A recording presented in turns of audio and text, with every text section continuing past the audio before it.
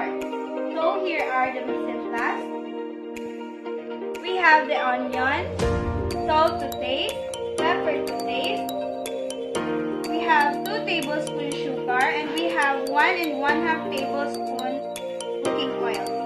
And we have the main ingredient, which is golden sweet whole kernel corn and the all-purpose cream. So here are all the ingredients